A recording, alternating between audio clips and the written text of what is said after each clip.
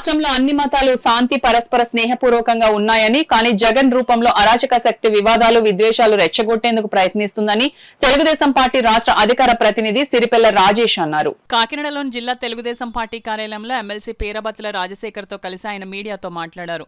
ఈ సమావేశంలో national Christian council Kakinada జిల్లా శాఖ నాయకులు, టీడీపీ నాయకులు కామాడి దశరథ్, మేకా లక్ష్మణమూర్తి, మోజేష్ కుమార్, ఎస్ ప్రభాకర్ తదితరులు పాల్గొన్నారు. మీ యొక్క మత సామరస్యాలనే కాదు, మీ హక్కులనే కాదు, ప్రజాస్వామ్యబద్ధంగా మీరు స్వేచ్ఛగా మీరు మత ప్రచారం చేసుకోవడానికి ఏ ఇబ్బందులు లేకుండా మరి రక్షణ కల్పించడానికి ప్రభుత్వం కట్టుబడి ఉంది. అలాగే ముస్లిం సోదరులు అవ్వచ్చు, హిందువులు అవ్వచ్చు, అందరం మత సామరస్యాన్ని పాటిస్తూ అన్ని మతాలని గౌరవించాలన్న ఉద్దేశంతోనే ఈ కూటమి ప్రభుత్వం పనిచేస్తుంది. చంద్రబాబు నాయుడు గారి నాయకత్వంలో, అలాగే పవన్ కళ్యాణ్ గారు, కేంద్ర ప్రభుత్వం, అలాగే బీజేపీ, ఈ ముగ్గురి కలయికతో ఈ రాష్ట్రం అన్ని రంగాల్లోని కూడా అభివృద్ధి చెందుతుంది, ముందుకెళ్తుందన్న దానికి ఇలాంటివన్నీ కూడా ఒక ఉదాహరణ.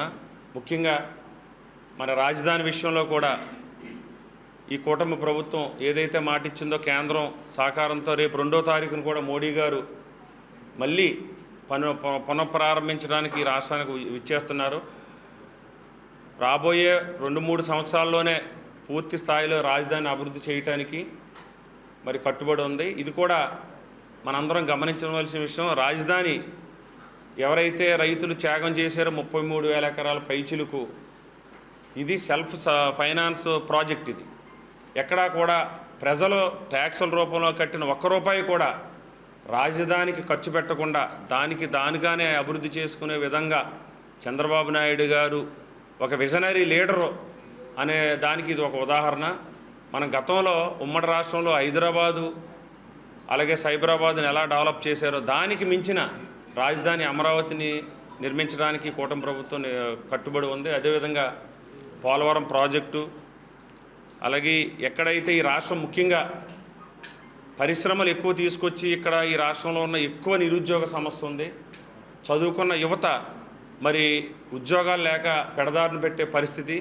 దాన్ని దృష్టిలో పెట్టుకుని యువ నాయకులు లోకేష్ గారు కూడా ఐటీ కానీ ఇతర పరిశ్రమలు కానీ ఈ రాష్ట్రంలోనే ఎక్కువ తీసుకొచ్చి ఇక్కడ చదువుకున్న యువతకి ఈ రాష్ట్రంలోని ఉద్యోగాలు కల్పించడానికి కూడా ఈ కూటమి ప్రభుత్వం కట్టుబడి ఉందని తెలియజేసుకుంటూ, అంటే చాలా పెద్ద కుట్రలు జరుగుతున్నాయి, ఇక ముందు కూడా జరగబోతున్నాయి.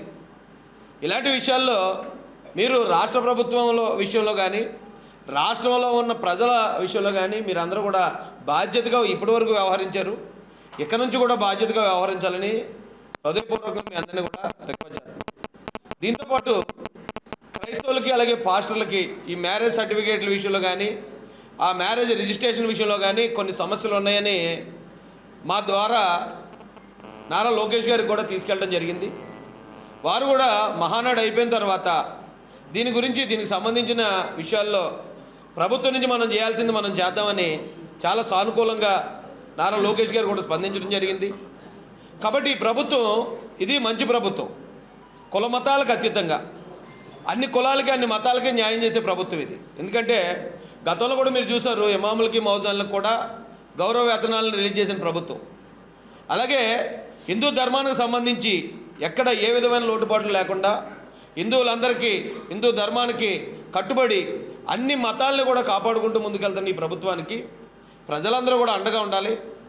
అరాచక శక్తులు చేస్తున్న ప్రతి కుట్రని కూడా ప్రజలు మీరే తిప్పికొట్టాలి. ఎందుకంటే ప్రభుత్వం నుంచి మేము ఎంత చెప్పినా, పోలీసు వారు ఎంత చెప్పినా కూడా అవన్నీ కూడా అబద్ధాలని ప్రచారం చేయడానికి వాళ్ళ దగ్గర చాలా పెద్ద మీడియా వ్యవస్థ ఉంది జగన్మోహన్ రెడ్డి గారి దగ్గర.